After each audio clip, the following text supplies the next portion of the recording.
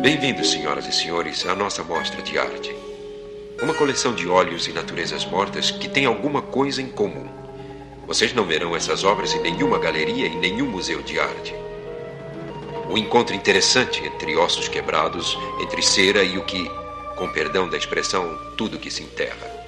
Portanto, apresentamos à sua aprovação este e outros instantes de pesadelo.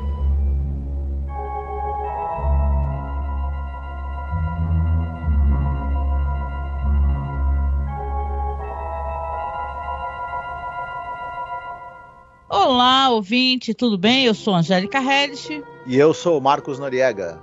Seja bem-vindo à nossa galeria, que não é uma galeria comum, é a galeria do terror, né, Marcos? Exatamente. Como os nossos ouvintes escolheram, né, a gente ia fazer agora podcast sobre uma nova série depois que a gente concluiu o longo projeto de Além da Imaginação. Os nossos ouvintes votaram, né? Galeria do Terror foi a série que foi mais votada. Rod Serling deu de novo, né? Vai estar presente aqui na nossa programação novamente, dessa vez com Galeria do Terror, uma série que diferente do Além da Imaginação, que era uma série mais de fantasia e ficção científica, já o Galeria do Terror tem um pé obviamente no terror, e os nossos ouvintes gostam muito de terror, né? Então acho que vai casar certinho ali. Terror, ficção científica, né? Então aqui esse é o primeiro episódio. Como é o primeiro episódio, a gente vai conversar um pouco sobre como é que foi o contexto aonde Galeria do Terror estreou. Como o Marcos recordou, fizemos aí os 156 episódios da série The Twilight Zone, aqui no Brasil, Além da Imaginação. Fizemos inclusive alguns spin-offs, falamos da série do Jordan Peele, então todo o conteúdo está presente, inclusive no feed onde esse podcast vai sair, tá? Mas claro, sendo muito metódica como eu sou, todo mundo me conhece, também vou deixar um feed, né, no espaço no Spotify específico para a Galeria do Terror, tá? E no nosso site, né, masmorracine.com.br. Pois é, Marcos, começando o nosso papo aqui, né, Galeria do Terror estreou quando, hein? O piloto, que nós vamos inclusive falar sobre ele hoje, ele foi ao ar em 1969. A série mesmo, ela foi exibida entre 1970, dezembro de 1970 e maio de 1973. Exatamente. Quem conhece o Rod Serling sabe que ele foi e é, né, uma das pessoas mais influentes da televisão.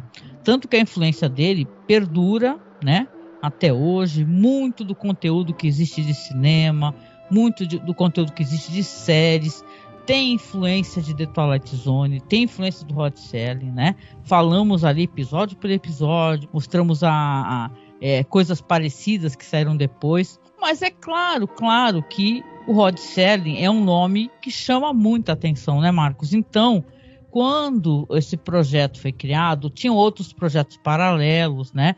É uma fase da TV, inclusive, que tinha tal de 4x1, né?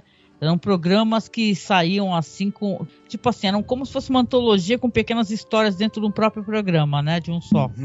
Era chamada série rotativa.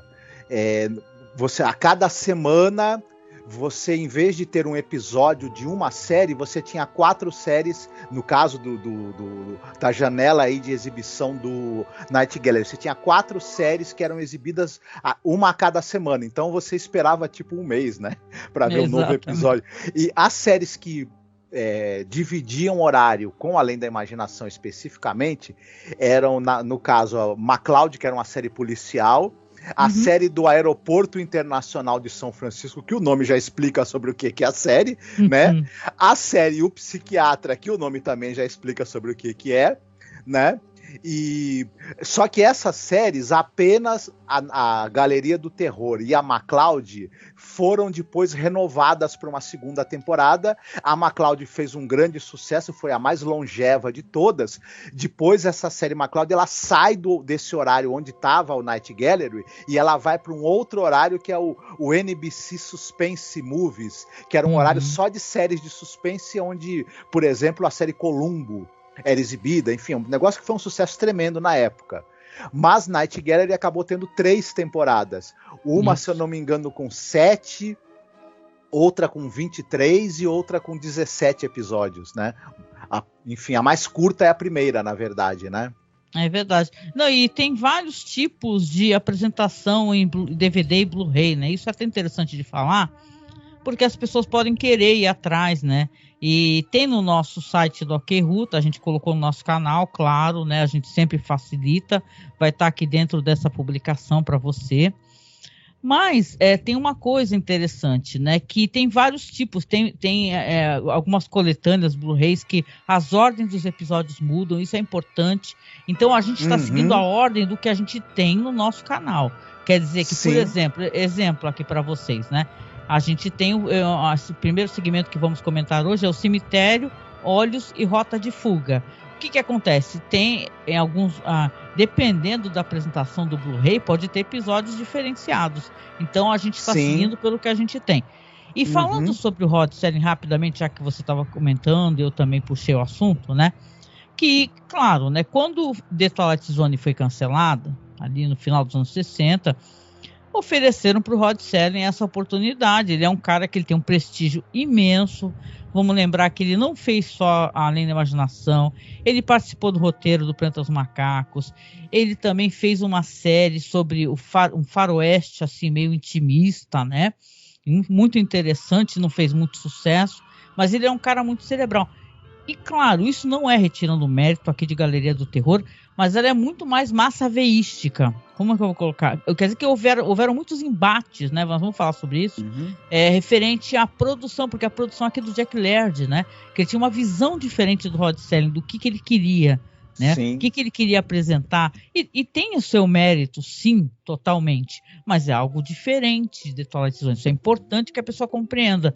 Porque mesmo The Twilight Zone tendo episódios que às vezes a qualidade não é muito boa, o roteiro é meio problemático, a gente comenta, né, nos podcasts, tem uma linha narrativa, tem uma coisa de plot twist, tem uma coisa assim de crítica social, que eu acho que aqui também tem, né, tanto que no primeiro episódio aqui vai ter o Rota de Fuga, que eu acho que tem essa crítica.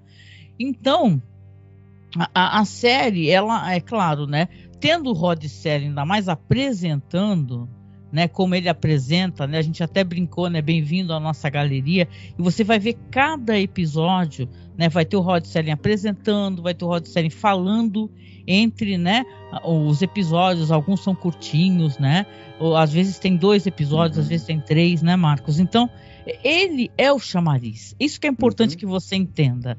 Aqui o Rod Serling tem menos liberdade criativa dentro desse projeto. Ele é muito mais o apresentador, como é que é? Um host, né? Na verdade, porque o nome dele chama. As pessoas conhecem a qualidade do trabalho dele, né? E haveria um título diferente. Isso é interessante, né? Rod Serling's Wax Museum.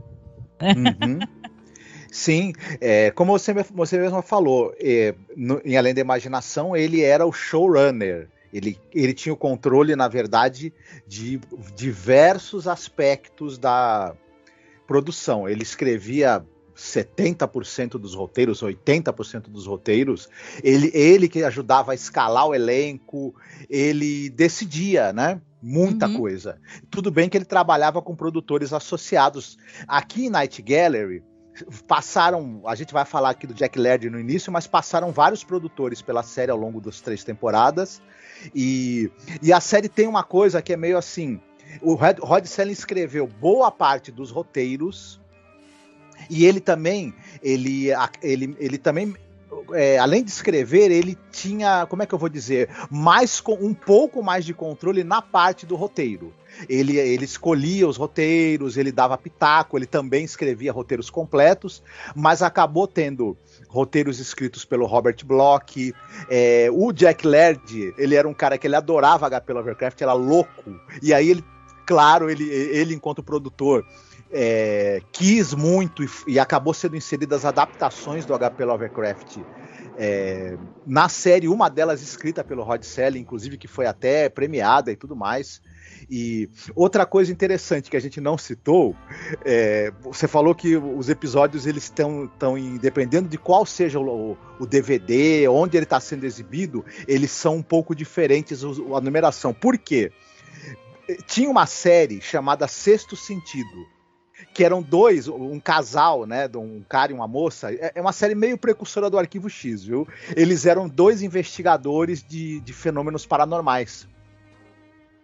Uhum. E alguns episódios dessa série foram remontados e foi colocada uma introdução do Rod Serling e eles foram enfiados como episódio de Night Gallery. Uhum. O Rod Serling não gostava muito disso, diga-se passagem. Em algumas exibições, esses episódios que na verdade são de uma outra série adaptados para ser enfiados como episódio do Night Gallery, são tirados. E aí muda a numeração dos episódios, é por isso. Né? Não, e também a própria montagem do... Veja bem, se fosse uma coisa... eu estou falando da maneira como se entrega o produto para o espectador. Porque a Universal tem Blu-ray que tem episódios separados. Por exemplo, tem um episódio com o Vincent Price, que às vezes ele está em uma numeração, depois está em outra. Isso. Entendeu? Então, por isso que eu estou avisando, eu fiz o aviso, porque na verdade a pessoa tem que saber quem está seguindo a ordem do que a gente tem. Não estão pegando aleatório. A pessoa vai pegar o segundo podcast, por exemplo, aí tem exemplo só, né? Tem 2 episódios que a gente não comentou, mas a gente está seguindo a ordem que a gente tem no nosso canal. Eu acho que é legal a gente falar também o seguinte, que a princípio os episódios não foram rodados na metragem que depois eles foram apresentados na série. O pessoal no começo pensou que a série poderia ter episódios no formato de 1 hora. Alguns episódios, vários deles foram filmados com uma metragem tipo de 50 minutos. Depois foi decidido que a série teria mais de um episódio. Seriam episódios... porque o piloto tem 3 capítulos, né? Tem 3 historinhas. Mas depois, quando eles foram gravar os episódios, eles pensaram, podia ser um episódio a cada semana. Mas depois não mudaram de ideia e resolveram remontar os episódios para eles ficarem com a metragem menor, para caber 2, 3 histórias em cada episódio. Isso também gera depois mudança de numeração, enfim. Foi uma produção tanto quanto complicada. Depois o Rod Serling, para certos episódios, foi preciso... Os caras, por exemplo, filmavam um episódio muito curto, decidiam acrescentar a cena depois. Foi um negócio meio, né? Não é à toa que gerou um certo estresse pro Rod Serling também. Não, o Rod Serling não opinava, entendeu? Ele tem um documentário que é bom a gente falar também. É um documentário bem curtinho. Tá lá no nosso canal do YouTube, legendei, entendeu? O documentário tem uns 30 minutos, apresentado inclusive pelo ator lá do Star Trek, né, e tal, que fazia o Spock, esqueci o nome dele. E Leonard Nimoy. Leonard Nimoy, porque ele dirige um episódio aqui. O que acontece? O Rod Serling, ele não, como eu falei, não teve liberdade criativa, porque o showrunner era um outro cara que não dava liberdade criativa para ele. Entendeu? Então, inclusive, diz que teve um estresse. Tem a entrevista do Rod Serling falando que para ele foi uma decepção muito grande. O Jack Laird, ele não atendia mais, chegou a certo ponto que eles começaram a ter estresse sério mesmo de não se comunicar, né? Aí o Serling ficou sendo apenas o apresentador. Então, é por isso que eu aviso, porque as pessoas podem ter uma percepção que isso aqui... E é engraçado que usam o Serling, a imagem do Serling, ela é vendida, né? Como, assim, é uma série do Rod Serling. Essa série aqui tem episódios escritos pelo Rod Serling? Tem. Só que a maior parte do tempo são outros roteiros, outros roteiristas, entendeu? Então, é uma outra pegada. Vamos colocar assim, tem coisas de humor aqui que com toda certeza o Rod Serling nunca usaria, vampiro e tal. Mas é uma coisa divertida, entrou para a cultura pop e é muito amada a Galeria do Terror. Claro que a série, inclusive a gente vai falar, tem 3 temporadas, ou seja, vão ser 3 anos que vamos falar sobre isso, porque a gente fala uma temporada por ano, vocês sabem, né? Então, o que acontece? Toda semana vai ter podcast, a gente vai conversar Só que, assim, o que acontece? Lá na época onde ela saiu, ela começou a também variar o horário, entendeu? Isso mata a série. O pessoal fala que o programa enfrentou muitos obstáculos, mesmo tendo muita gente boa envolvida, né? Gente envolvida com efeitos especiais, já dentro da história do cinema, né? Gente que, por exemplo, trabalha com James Whale. Então, a gente vai dar mais detalhes de como foi o processo de produção, do que foi acontecendo à medida que a série foi sendo exibida e produzida, à medida que a gente for falando dos episódios, né? Esses detalhes vão aparecendo e a gente vai falando mais sobre eles, tá? É verdade. Então, como falaremos todas as semanas sobre essa série aqui, provavelmente 2 episódios por semana, né, Marcos, né? Uhum. O que acontece? Então, a gente vai, claro, falar muito sobre a produção, vai falar sobre questões dos episódios, sobre, né? A série tem uma coisa muito legal que tem uma abertura muito grande para novos diretores. Por exemplo, já no primeiro episódio, a gente vai ter um jovem Steven Spielberg, né? Que não era um cara, só tinha 22 anos na época. Então, esse realmente foi a abertura para muitos atores, atrizes, diretores. Vamos falar muito, muito sobre isso. Mas, claro, para uma primeira apresentação, para um primeiro acesso aqui, eu acho que tá bom. Acho que a gente pode comentar já os episódios. E a nossa dinâmica aqui, como é que a gente fazia antes nos podcasts da Imaginação? A gente chegava no final, cada um fazia uma recomendação de filme, de série, né, e tal. Então, no caso, a gente não vai fazer isso. A gente vai diluir as nossas recomendações. Conforme a gente for conversando e a gente achar relevante, por exemplo, dentro de um comentário, falar, seria legal talvez o ouvinte, né, para quem está ouvindo, assistir esse filme, essa série e tal. Não vamos fazer mais isso, por quê? Porque são vários episódios, é uma antologia, tem episódios aqui que tem vários segmentos, então não vejo muito sentido, né? Não tem uma temática única, uma temática mais diferenciada. Então, vale a pena comentar durante, caso a gente tenha essa recomendação, né? Então, eu gostaria de puxar o assunto com o Marcos aqui, né? Sobre, vamos fazer assim, cada um vai falar uma sinopse, né? E comentar o que gostou. Boa noite. E bem-vindos a uma exposição particular de 3 pinturas, aqui apresentadas pela primeira vez.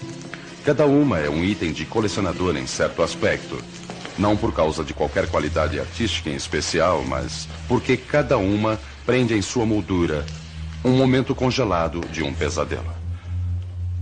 Nossa primeira oferta é uma pequena tela em preto e cinza, um pedaço do passado conhecido como cripta de família, que chamamos simplesmente de cemitério. Oferecemos agora 7 palmos de terra e tudo que eles contêm. Senhoras e senhores, estes são retratos de pesadelos. E eu começar aqui, né, Marcos, falando sobre o primeiro episódio que, na minha opinião, é uma grande abertura, tá? Eu gosto muito de terror. Quem me conhece sabe que eu sou louca por Cripta do Terror, os quadrinhos, né? E tal, li muito na vida. E esse episódio, O Cemitério, dirigido pelo Boris Sagal, que é estrelado pelo Roger McDowell e o Ozzy Davis, né?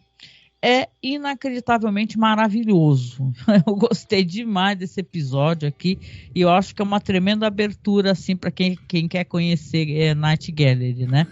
Eu vou falar aqui um pouquinho, vou fazer a sinopse, aí o Marcos e eu comentamos e tal, vamos falando curiosidades, etc, tá bom? Vamos lá então. Aqui teremos então, né, no primeiro segmento do episódio, o cemitério, a história de um sobrinho de um homem muito rico, um pintor, né? Que ele já está na cadeira de rodas, está acamado, né? Pouco se comunica, pouco verbaliza. E ele é claramente alguém que ele está ali, tal qual um corvo, né? Um urubu, torcendo para o velho morrer, né? É claro que não passa despercebido ao mordomo, não é verdade? Ele tem um mordomo que é o Portfoy, né? O Osmond Portfoy, né? O Roger McDowell faz o sobrinho, que é o Jeremy, né? Ele é um cara, assim, que ele é o único parente vivo, né? Desse senhor aí. E ele descobriu, mexendo nos papéis do tio, que caso houvesse algum parente vivo, ele conseguiria herdar, né?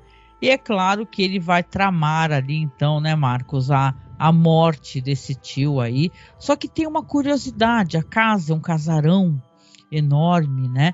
A lá e o vento levou, né? Com suas grandes colunas. E ele é justamente ao lado de um cemitério. E curiosamente tem um quadro que o senhor pintou, que é a parte fronteiriça da casa, ladeada pela porta do cemitério, né? E aquilo para o sobrinho é muito perturbador, né? E no meio das zombarias dele, dos desejos dele de ficar com tudo e que o velho morra o mais breve possível, ele fica zombando das pinturas desse senhor e em particular dessa daí, que é do cemitério, onde se vê inclusive algumas campas, e a abertura da casa. E daí, né, Marcos, teremos então essa primeira história, esse primeiro segmento, né? O Boris Sagal, ele é, por exemplo, o diretor de The Omega Man, que é uma maravilhosa história, né? Eu gosto muito, né? Tem uma minissérie chamada Massada também, né? E Hitman Poor Man, inclusive ele é pai de uma atriz que eu adoro. Você lembra aquela matriarca do Sons of Anarchy? Então, é filha dele, do Boris Sagal, né? Aquela atriz incrível lá, é Kate Sagal, né? E eu acho sensacional. Esse episódio é muito cripta do terror, né, Marcos? É bastante. A gente não citou, mas, por exemplo, o tema, né, você tem essa coisa da galeria do terror, né, que o Rod Serling vai passando pelos quadros e cada quadro introduz uma história. E os quadros eram feitos por um pintor chamado Thomas Wright, inclusive os quadros que aparecem nesse episódio e em outros episódios também. Em outros, isso é importantíssimo, ainda bem que você lembrou, porque é inacreditável a quantidade de quadros que esse cara pintou. Depois as obras foram perdidas, né? Depois foram encontradas. Ele teve a ajuda também de um outro pintor que foi o Jaroslav Geber. Mas a maior parte dos trabalhos que aparecem são do Thomas Wright. E é engraçado como esse episódio ele já brinca logo de cara com essa temática do quadro, né? De uma pintura levar você a uma história. E aí esse quadro usa, inclusive, as pinturas de uma maneira muito interessante, esse episódio, né? Eu acho que eu gosto de algumas coisas nesse episódio que, por exemplo, esse sobrinho, o Jeremy, ele é um grande de um estroina, como você mesma falou, ele tá louco para que o velho morra para ele poder ficar com a dinheiro, e ele vai, evidentemente, né, dar um jeito do velho morrer. O Jeremy, que é o Rod McDowell. O Rod McDowell, ele tá captando muito bem o espírito que essa série tem e que esse piloto tem. Ele é um horror com tons sobrenaturais, mas ele tem um pouco de ironia e de humor, né, também. E ele tá bem isso, ele é esse sujeito, ele é exagerado, ele é afetado, é um cara, né, egoísta, manipulador, pilantra, malcriado, e ele exagera de propósito na atuação para dar um toquezinho, esse pequeno exagero dá aquele humor gostoso também em alguns momentos.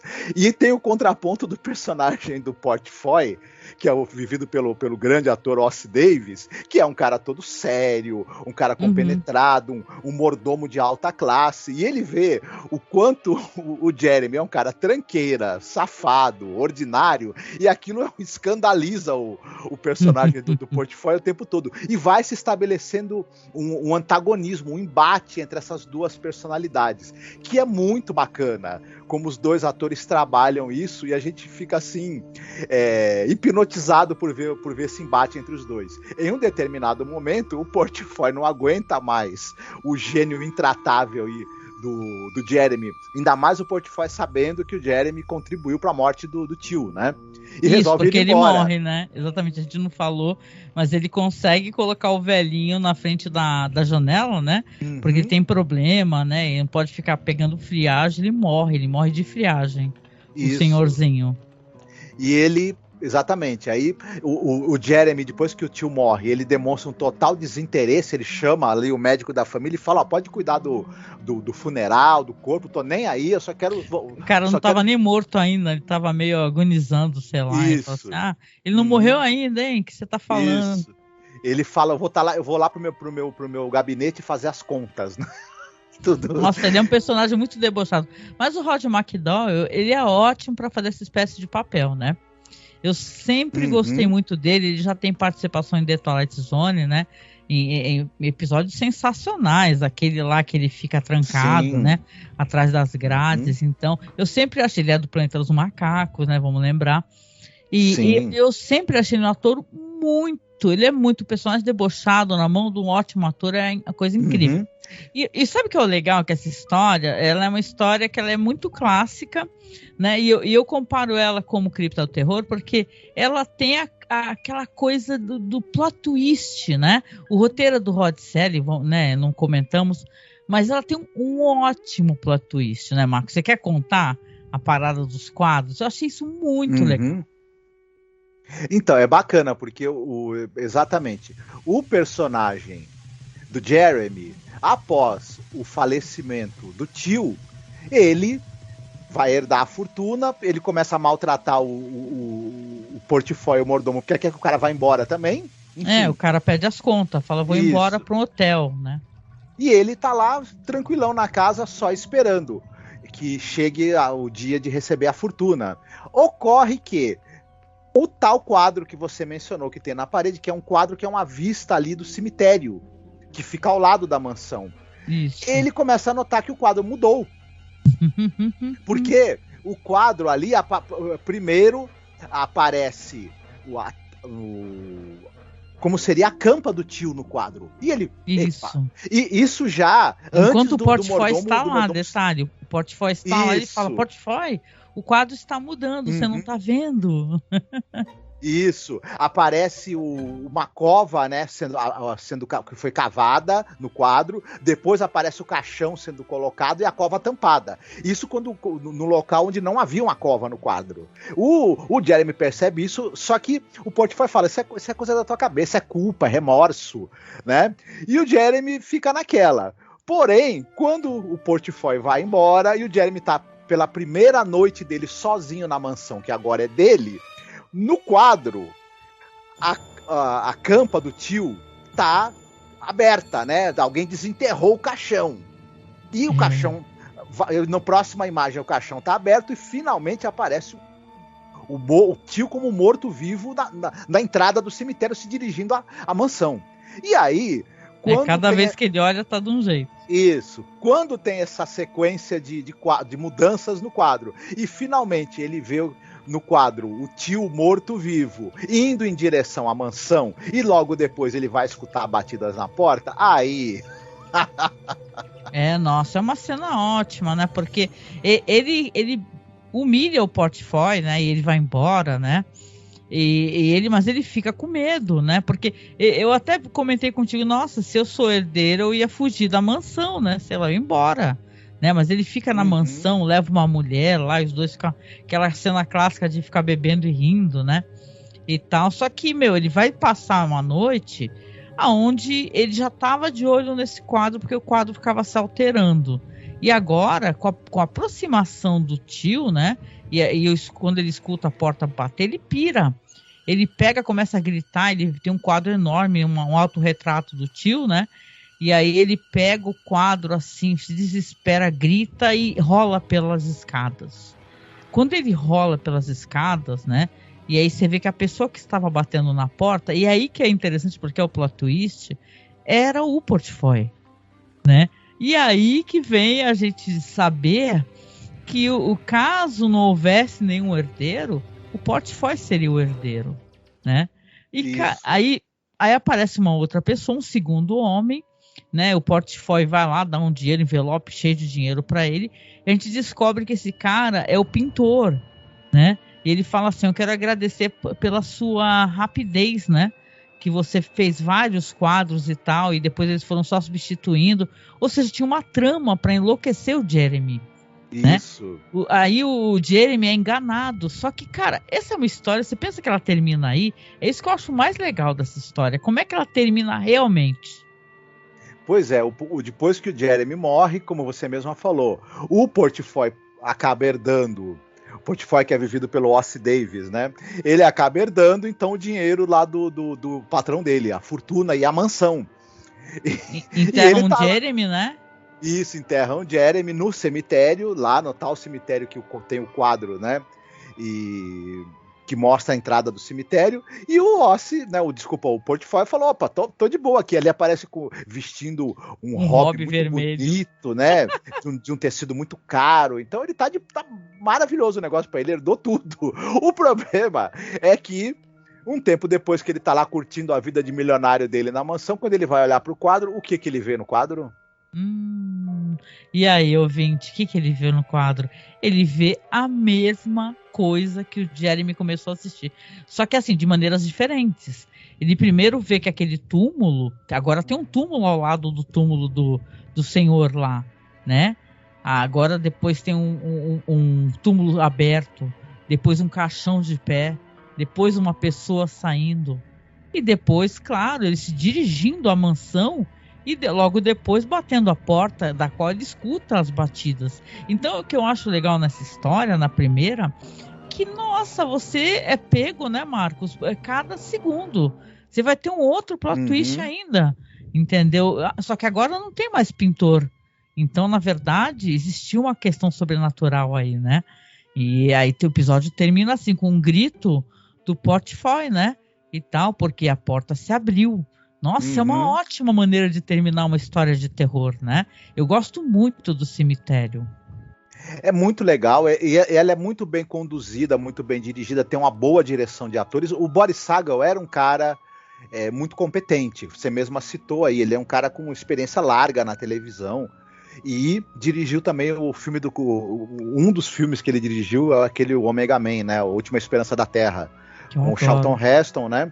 Que é inspirado no livro Eu Sou a Lenda, do Richard Matheson, né? Uma das adaptações que esse livro recebeu. E conta com esses dois excepcionais atores, né? Que é o Rod McDowell e o Ossie Davis. E ambos estão muito bem. E a gente realmente é pego de... Eu não esperava que esses quadros fossem... quadros que esse terror, né, que esse horror sobrenatural do tio do Jeremy voltando da morte fosse forjado, que o Portfólio tivesse mandado fazer vários quadros para ir substituindo e convencendo, né, o Jeremy de que tinha o tio estava voltando dos mortos para puni-lo, né? E eu fui pego de surpresa. Esse daí é um plot, uma virada de roteiro que eu não consegui adivinhar realmente. Então eu gostei bastante mesmo. É muito legal, né? Eu gostei disso, porque a história poderia ter terminado ali no Portfólio com seu hobby vermelho, rico, né? Dando risada e fumando um charuto, né? E falando, né? Herdei tudo, né? Mas não, depois vai dar problema novamente. Então, ou seja, cemitério maravilhoso. A ganância vai ser punida até o fim nesse episódio. E é uma coisa interessante que esse filme, esses três segmentos, eles são muito queridos, né, pelo pessoal que é fã da série, e na época eles já fizeram muito sucesso quando foram exibidos na TV, esse filme. E realmente ele é muito bacana, e ele já chega com esse episódio bem interessante.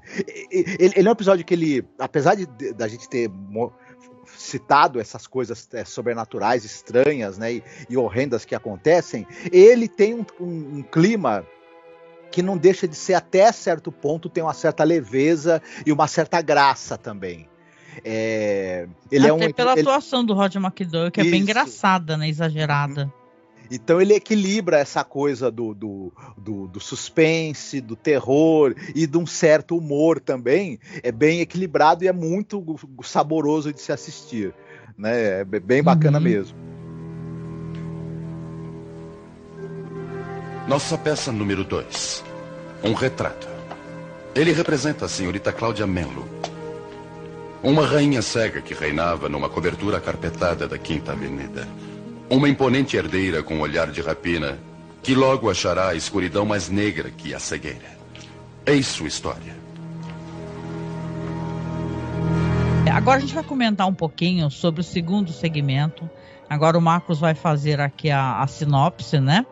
Pra gente poder comentar. Mas é uma cacetada também. Dessa vez tem Joan Crawford, hein? E o primeiro trabalho de Steven Spielberg, hein? Vamos lá, Marcos. Bom, o que acontece é que a Joan Crawford, ela é uma milionária, né, uma pessoa muito rica, ela é cega de nascença mas ela tem o desejo muito grande de voltar a enxergar.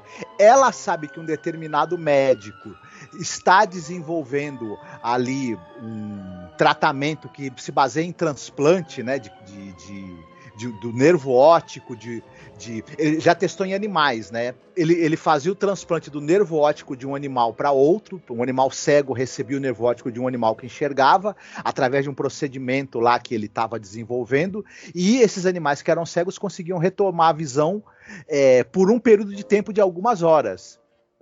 Tem uma peculiaridade aí, porque normalmente quando a gente fala em transplante, a gente fala de pessoas falecidas, né? É um órgão que é retirado de alguém que já morreu. Isso. Aqui tem uma questão, e isso é muito importante, porque fala sobre a personalidade dessa mulher poderosa. Uhum. Que esses testes foram tirados de animais vivos, né? Ou seja, esse transplante, essa espécie de nervo que é retirado, é tirado de um animal vivo, né? Exatamente. E ela, obviamente, como é que ela vai fazer, né, para conseguir? Ela fala pro médico, né, que é o vivido pelo Richard Hale, né, o ator. Ela fala o seguinte: olha, eu já tenho um doador, é um cara que tá precisando de dinheiro e eu vou pagar para ele e ele vai me ceder os nervos ópticos dele, vai ficar cego, mas o cara tá devendo dinheiro para agiota, estão querendo matá-lo, enfim. E o cara resolve vender, né, a sua visão. O médico fala: não vou fazer essa cirurgia, não pode, isso é totalmente antiético. Não, imagina, vou tirar o nervo óptico de uma pessoa viva, deixá-la cega para transferir para você enxergar apenas algumas horas, de jeito nenhum, não. Aí ela fala para ele: tá, só que o problema você não quer fazer, né, doutor? Por dinheiro nenhum, só que tem uma coisa, eu sei alguns fatos bastante constrangedores a seu respeito, né, de uma determinada amante que ele teve e que foi obrigado a abortar, isso, né? De um procedimento de interrupção da gravidez, de um filho que ele teve com a amante, etc. Ela tem um dossiê com tudo isso e pretende expô-lo, acabar com o casamento dele, acabar com a carreira dele. E aí ele, chantageado por essa personagem que é a Miss Cláudia, né, ele acaba cedendo e resolve fazer a operação nela. E só que, né, as coisas não sairão exatamente como ela está planejando, porque ele fala para ela: não é garantia de sucesso. Você pode enxergar, você pode acabar não conseguindo ver nada, você pode ter a visão apenas por algumas horas ou por até alguns minutos, não se sabe qual vai ser o resultado da operação. Mas a Joan Crawford, a personagem... Detalhe, são dos últimos papéis de relevância da Joan Crawford, né? Isso. Então, e ela já tinha uma fama que nem sempre foi boa dentro da indústria, né? De ser uma pessoa muito difícil, né? Então o Steven Spielberg estava meio, para dizer o mínimo, muito nervoso, né? De trabalhar com ela, mas ela foi muito doce e tal, e tratou ele com muito respeito, educação e simpatia, né?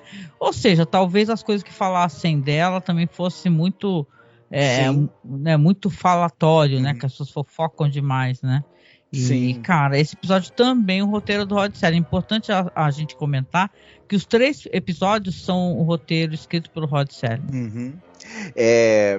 Vai ter uma virada de roteiro muito interessante, porque quando ela faz a operação, tem uma cena interessante também, comovente, porque nós vamos ver no escritório do advogado dela, o médico também vai estar presente, no momento em que esse cara que vai doar o nervo óptico para ela, ele vai lá assinar o contrato e tudo mais, e ele fala, né, que ele tá devendo dinheiro, os caras do jogo, né? Dinheiro de jogo, e o pessoal do crime organizado tá atrás dele, né? Enfim, e é uma coisa comovente também, né? A gente acaba ficando com muita pena desse personagem e ficando com muita raiva dela, né? Porque ela não tá pensando 2 vezes em explorar o desespero alheio.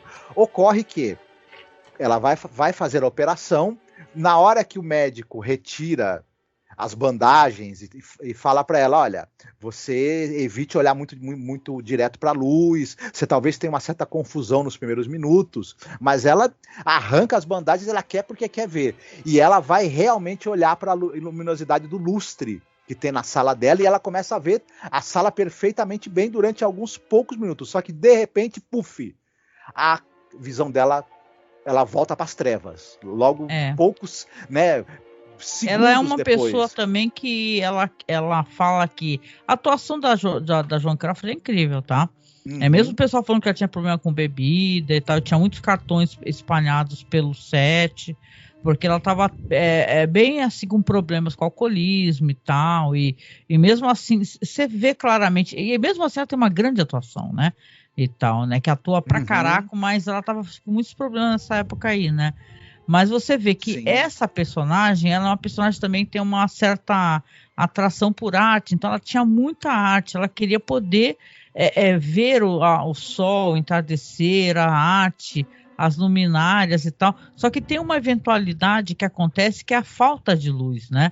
E tal. Parece quase uma intervenção divina, isso, né? Pela maldade dela falar assim, você vai tirar a luz dos olhos de outra pessoa, então vou tomar a luz de tudo.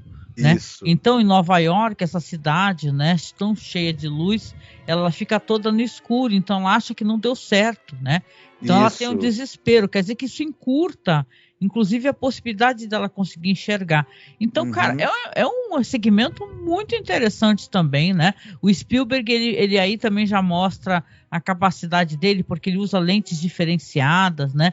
Lentes muito mais amplas, ele posiciona a câmera em locais incomuns, então ele tem uma certa assinatura dele enquanto diretor, que ele coloca aqui nesse episódio. É muito interessante, gente. Então, assim, para quem não assistiu esse segmento, que, como o Marcos fala, é quase que uma despedida, né, da Joan Crawford, e ele tinha muito receio de trabalhar com ela, porque a nível você é um diretor iniciante e vai filmar com a Fernanda Montenegro aqui no Brasil, né?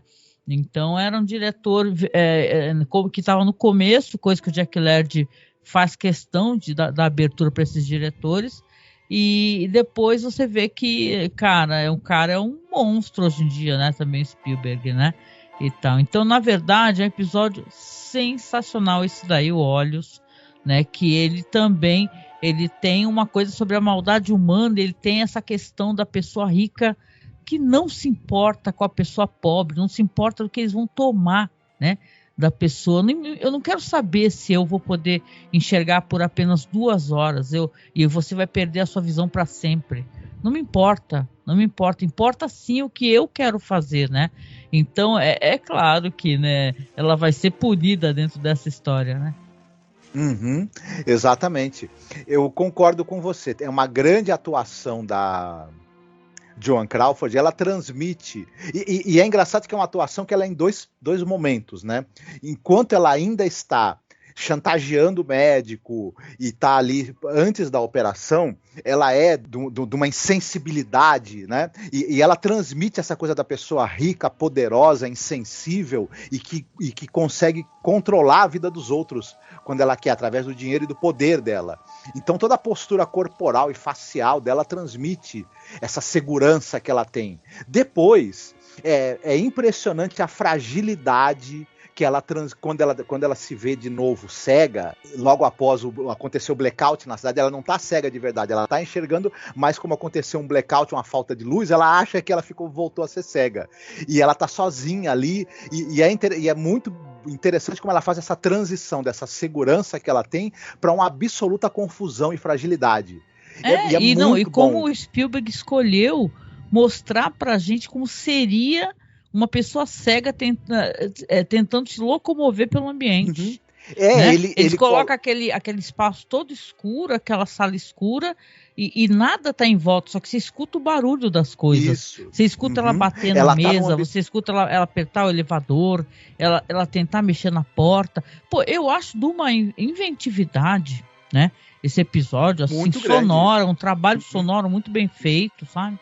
Tem uma hora que ela tá na escuridão total, mas ela tá vestida de vermelho, então a gente vê apenas tem uma luz apenas no rosto e no corpo dela, e a gente vê o vestido vermelho guiando o nosso olhar. Ela tá no meio das trevas, a gente não vê nada, mas como você mesma falou, a gente escuta o barulho do elevador e tudo, depois a gente escuta o barulho da rua.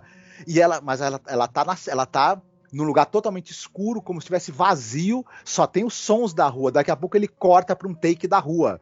É muito sensacional isso. E, enfim, e depois, no momento em que ela novamente volta lá para o apartamento, é levada de volta e ela está sozinha, e ela, quando amanhece, ela não tá, ela realmente ela não tá cega, né? A gente sabe por causa do blackout. Quando amanhece, a luz do sol invade a janela e ela quer chegar mais perto do sol, só que ela não tá enxergando direito e ela não percebe que na verdade ela tá diante de uma janela. E aí, né? A frase termina com a frase assim pro médico: ainda poderei chorar. Ele fala para ela o quanto você quiser, né? Então é isso, é história, uma curta história de uma pessoa cruel, né, e tal, que é capaz de passar por cima de qualquer um, né, para ter o que deseja, né, o que é um retrato do rico, né, do capitalista, né, da pessoa que não se importa, né, e tal. Mesmo o amor e o apreço que a pessoa tem pela arte, né, não transforma a pessoa num ser humano melhor, né, e tal. Interessante. Sim. Mas esse eu vou admitir para você que é o episódio que eu mais gostei, porque eu acho esse episódio, assim, em termos narrativos, ele é muito redondo, ele é muito... Spielberg já estava dando suas cacetadas, né? Ele já tinha dirigido curta, já tinha dirigido episódio de série de TV e até longa-metragem. Antes, ele tinha feito um longa-metragem sobre invasão alienígena, né, de baixíssimo orçamento, né, enfim, mas você vê que você mesma citou aí vários recursos narrativos que ele usou nesse episódio, o talento do homem já estava, né, despontando. Né? Sim, que legal, né?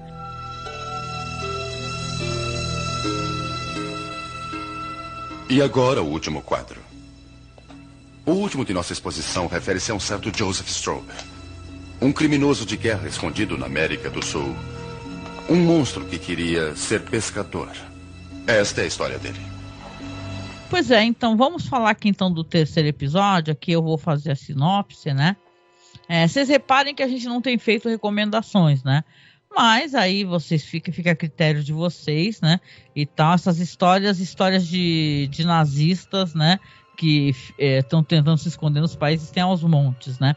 Mas essa história aqui, justamente, é uma história que vai ser dirigida pelo Barry Shear, roteiro do Rod Serling, como eu disse, e aqui a gente vai ter Rota de Fuga, né?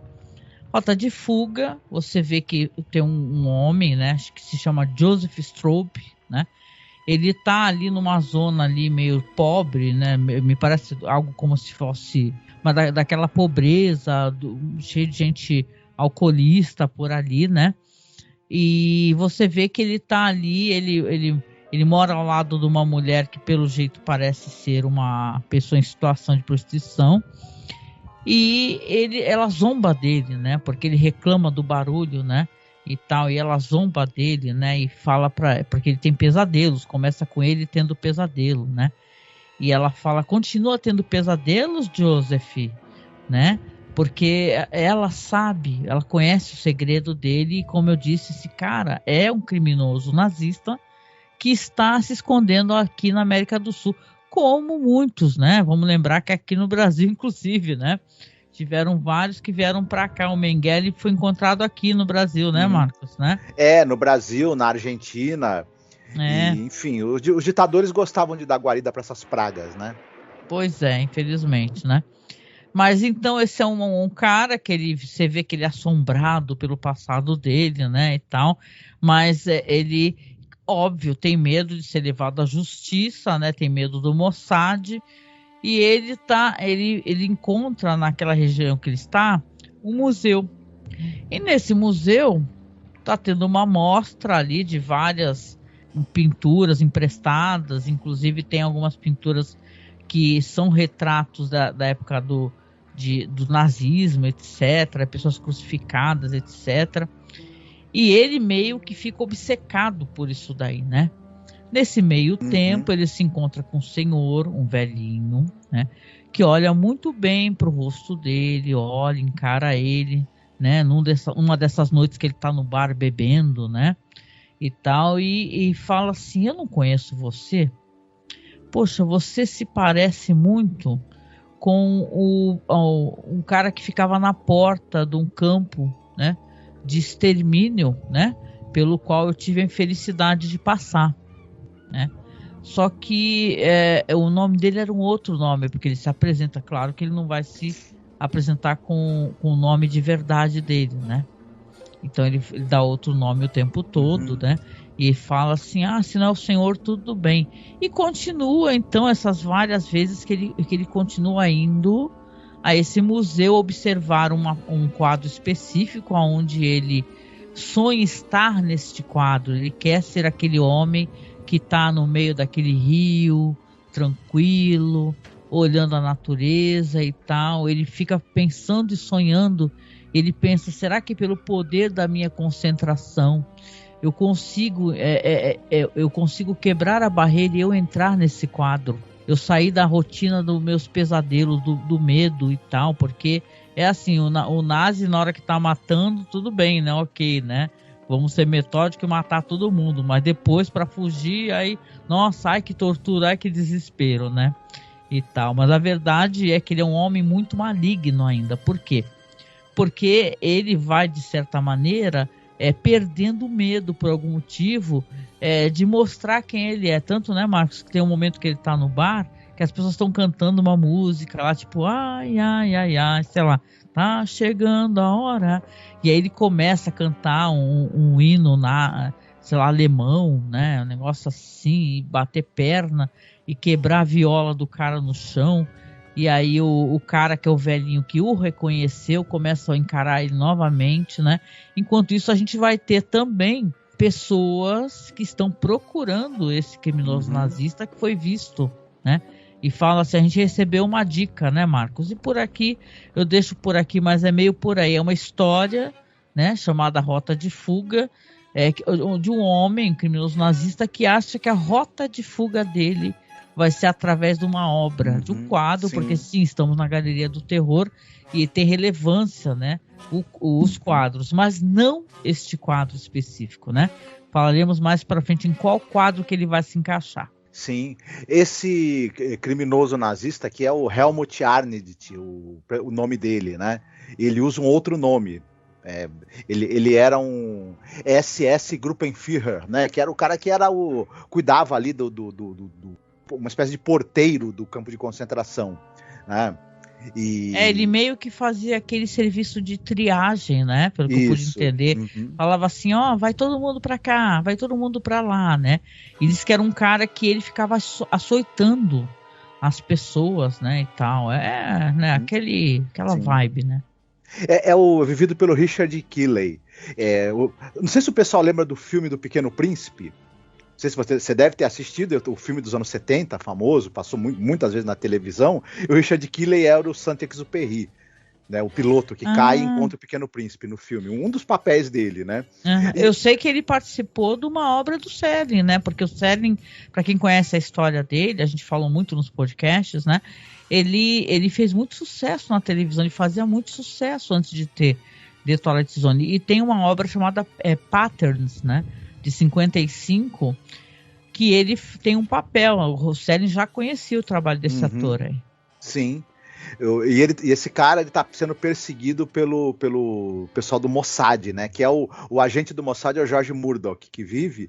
E esse velhinho, que é sobrevivente do campo de Auschwitz, que o conheceu, né, o Helmut Arndt, que no campo, né, foi uma das pessoas torturadas e maltratadas por ele, viu, né, todos os crimes que ele cometeu, é vivido pelo Sanjaf, né? Isso, Sanjaf, exatamente. E esse personagem, o Helmut, à medida que ele sabe que está sendo perseguido pelo Mossad e que ele pode ser, que o Bleum, né, que o nome do personagem é Bleum, esse velhinho, pode reconhecer, ele resolve também assassinar, né, estrangular, né, o acampamento que se chamava Bleum, né? E ele resolve assassinar esse senhor, né, que trabalha ali no museu, né, que tá ali também trabalhando no museu, que é um sobrevivente do campo. Ele mata ele estrangulado. E ele fala para ele, né, eu agora sou 6 milhões e 1, né? Exatamente. Então é uma história bem triste. Ele mata esse senhor, só que ele já foi ele já está sendo sondado, né? Porque o senhorzinho já entregou ele, né? Já deu a dica que ele estava lá. Aí ele corre para o museu, e você sabe, porque está tendo esse diálogo em paralelo, que algumas obras que estavam emprestadas estão sendo removidas, está chovendo pra caramba e tal. Então, quando ele corre para o museu, isso aí me lembra muito aquele Em Algum Lugar do Passado, porque quem recorda a história, que é muito boa, né? O cara, ele se concentra, lembra? É o poder da concentração. Ele consegue ir para o passado, consegue encontrar a mulher que, né, acaba sendo o amor da vida dele, o último amor da vida dele, né? Então, uma obra lindíssima, famosíssima. Mas aqui é meio isso, ele acha que ele, pelo poder da concentração dele observar aquele quadro, ele vai conseguir escapar das pessoas, escapar do mundo, sabe? Para aquele local de tranquilidade. Só que aquele quadro que ele observava já foi retirado do museu. Ele era uma obra de uma exposição emprestada. Agora tem outros quadros lá, que são os quadros, que são os retratos do Holocausto. As crucificações, as torturas. Então são quadros pesados e claro, o nosso personagem aqui, ele vai pagar o preço, né? E o preço que ele vai pagar é quando ele chegar no museu, ele vai ser incorporado a um outro quadro, que é justamente um quadro de crucificação, né, Marcos? Isso. Exatamente. Era um quadro que remetia ao sofrimento, né, e das vítimas dos vários massacres e holocaustos que aconteceram ao longo da história. E o Helmut, ele pede, né, ele faz uma espécie de oração, como se fosse para Deus, né, para poder entrar naquela pintura. Ele acha que, na verdade, a pintura que está ali é aquela pintura do cara no barco, ali no lago, pescando em paz. Ele quer ficar eternamente poder entrar no quadro e ficar pescando para sempre lá naquele lagozinho. Só que, na verdade, ele vai ficar para sempre crucificado ali, né, e em sofrimento como as vítimas dele, né, durante a Segunda Guerra Mundial. E tem uma espécie de expiação eterna que ele vai estar naquele quadro lá, né? Isso me lembrou, na hora que eu estava assistindo, isso me lembrou na hora de um conto da Marguerite Yourcenar, aquela escritora francesa, que é um conto chamado Como o Wang Fo Foi Salvo. Que lá o imperador, ele quer tem um pintor famoso chamado Wang Fo, que ele é famoso por pintar marinhas muito bonitas, quadros que tem praias muito, muito bonitas, então ele é muito admirado por isso. E o imperador chama esse cara e fala para vocês: vai pintar um quadro para mim de uma marinha, assim, de uma praia com um barco, etc. Só que ele tem a intenção de, assim que o Wang Fo pintar o quadro, mandar matar, porque aí o Wang Fo não vai poder fazer mais nenhum quadro parecido e ele vai ter um quadro único para ele. O Wang Fo, percebendo isso, ele pinta esse quadro maravilhoso de uma marinha assim, no pôr do sol, belíssima, e tem um barco ali, só que o Wang Fo entra no barco, no quadro, pega o barco e vai embora, né? E se refugia no quadro e escapa ali das garras do carrasco do imperador. E aí me lembrou muito na verdade é o que esse prisioneiro nazista queria fazer, né? Esse fugitivo nazista queria fazer exatamente o que o Wang Fo faz, só que dá muito errado no caso dele. Pior que você tá falando Wang Fo, eu tô lembrando daquele filme Para Wang Fu. Obrigado por tudo, Julie Newman. Isso, mas não é o mesmo Wong Fu do filme. Agora, falando sobre esse episódio, eu acho que ele é muito bem atuado. Tem uma atuação assim muito interessante do Richard Keeley e do Sanjaf. E eu acho que esse episódio ele transmite muito bem esse clima de decadência. Ele é claustrofóbico. Você percebe que você tem uma sensação de sufoco o tempo todo. Ele é muito filmado, menos as partes do museu, mas o local onde o Helmut Arndt vive são locais escuros, quentes, sufocantes, decadentes. Isso. E todo esse para poder clima trazer essa sensação dele de claustrofobia, mesmo estando em outro país, né? Isso, que ele tá em algum lugar da América do Sul que não é bem definido, né? Então tem a Gretchen, que ela é uma pessoa em situação de prostituição, né? E ela é alemã também, como ele, né? Isso, por isso que ela conhece o passado dele, né? Isso, mas ele é alguém ela é uma pessoa com quem ele pode conversar, embora ela o despreze completamente, né, até por saber coisas do passado dele, ela tem um total e completa ojeriza e um desprezo por ele muito grande. Mas e é engraçado que ele conversa com ela através da parede do quarto, né? E volta e meia ele pede para poder ela escutá-lo, né? Ela escutar os lamentos e as confissões dele, que ele se sente um pouco melhor podendo conversar com ela, né? Mas ele é um homem completamente atormentado pelos crimes que ele cometeu. E ele tem esse sonho quase que infantil, né? De poder ficar dentro daquele quadro idílico, pescando e não pensando em nada, né? Enfim. Chega a ser irônico, né? A gente pensar, né? Em alguém que é responsável pela morte de tantos, né? Sonhar e pedir para Deus, né? Falar assim, Deus me ajude, eu quero entrar naquele quadro e ser aquele homem sentado naquele barco, né? E tal, né? Mas é assim, não existe conflito, né? Nessas pessoas, né? Então é assim, é uma história, uma curta história sobre alguém que vai pagar o preço, né? Acha que se safou, né? Só que vai pagar o preço, então... ele não é atormentado pelo que ele fez, ele é atormentado pelo medo de ser pego. Isso. Ele é uma pessoa assim, mas eu acho que ao mesmo tempo, por conta da maneira como o ator, o Richard Keeley, interpreta esse cara, ele não é uma coisa também plana, unilateral. Você vê ali conflitos e angústias nesse personagem, o que é bacana, né?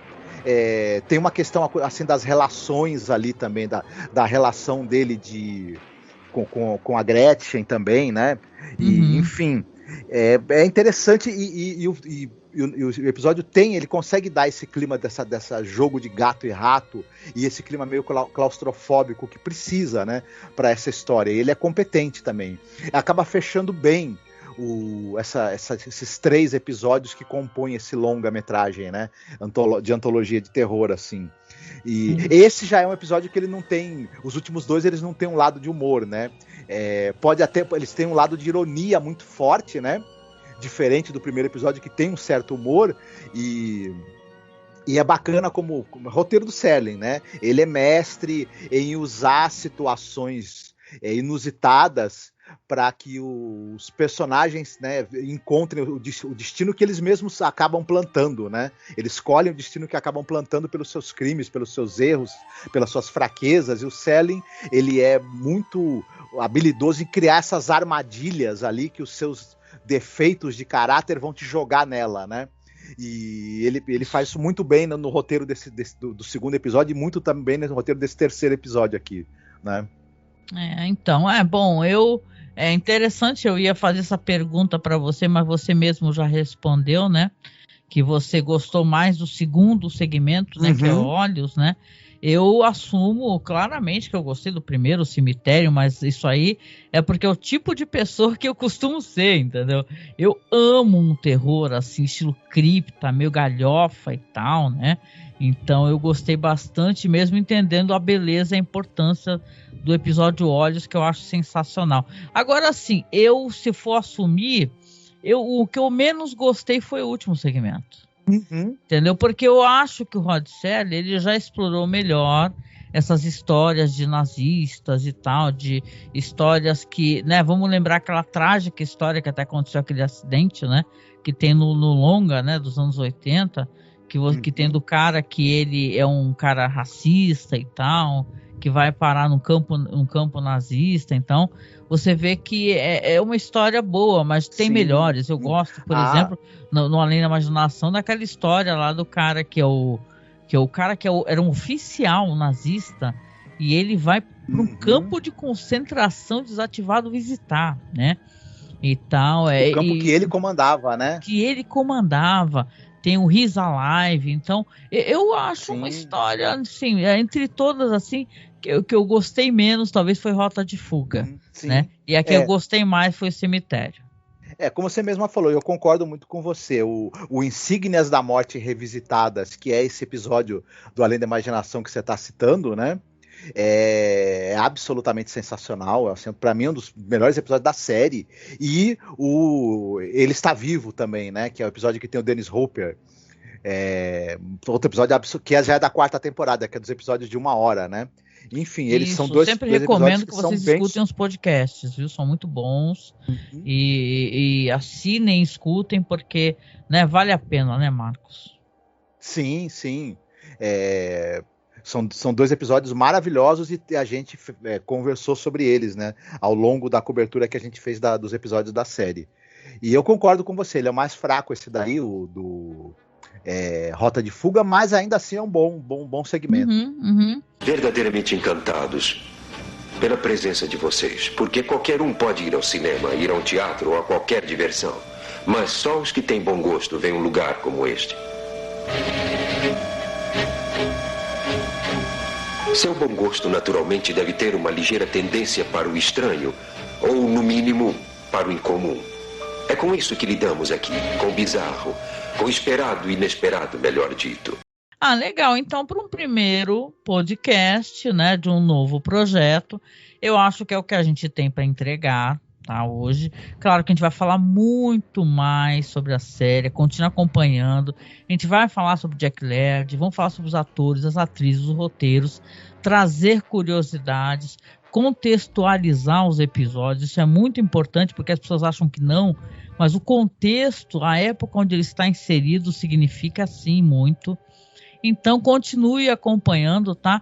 Lembrando aqui que a gente sempre faz os mesmos avisos, isso é importante. Nós somos um podcast de cinema, tá? Que esse ano, inclusive, vai completar 15 anos, tá? De existência. Então, procure Masmorra Cine nos aplicativos de podcast, no Spotify.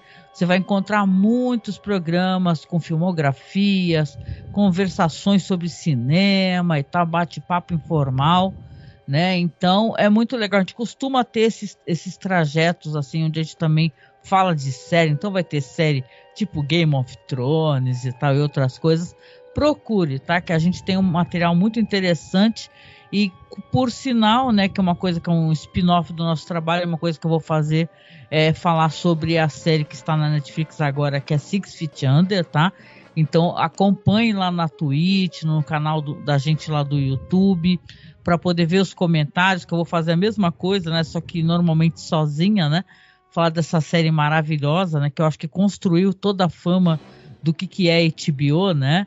E tal, uma série que fala sobre morte, mas fala sobre vida, sobre as relações humanas.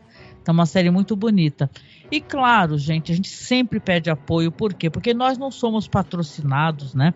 Nós somos patrocinados por quem gosta do nosso trabalho, que são os nossos apoiadores. Nós somos muito gratos para quem nos apoia, ajuda a pagar o site. O site tem muitos podcasts, então você tem um servidor super caro para poder manter todo mês. Então, se você puder, nos apoie pelo Padrim, pelo Apoia-se, pelo Colabore Aí, ou pelo Pix, tá? O Pix da gente, eu acho a melhor maneira de vocês nos apoiarem. Claro que todo mês for possível. Mas quando você apoia por um Apoia-se, ou Colabora Aí, ou o que seja, é sempre uma porcentagem, obviamente, vai para a plataforma. Se você manda um Pix, vem direto para a nossa conta, onde a gente guarda a grana para pagar as contas do site, comprar equipamento, etc, tá? Nosso Pix é muito fácil, apoiomasmorra@gmail.com. Vai ficar logo abaixo aqui, tá? Dentro da descrição da publicação, repetindo, apoiomasmorra@gmail.com, tá certo? Então, muito obrigado. O podcast vai sair mais um podcast essa semana, provavelmente na sexta-feira. Então, fica combinado, tá? O nosso encontro todas as segundas e sextas-feiras. Vamos falar sobre Galeria do Terror. Essa temporada é bem curtinha, tá? Então não deixe de comentar, de interagir, de compartilhar, tá? E acesse masmorracine.com.br, que lá você vai ter muito conteúdo, né? E muitos programas interessantes, né, Marcos? É isso mesmo. Procure a gente lá, que vai ter bastante coisa para você conhecer, incluindo o podcast que a gente fez, né, sobre a outra série do Rod Selling. Vai lá no nosso site, mas dá aquele, né? Segue a gente no Spotify para dar aquela moral, dar estrelinha e tal. Mas não deixa de acessar a gente no site, tá certo? Grande abraço, então até o próximo podcast. Fiquem bem. Boa noite.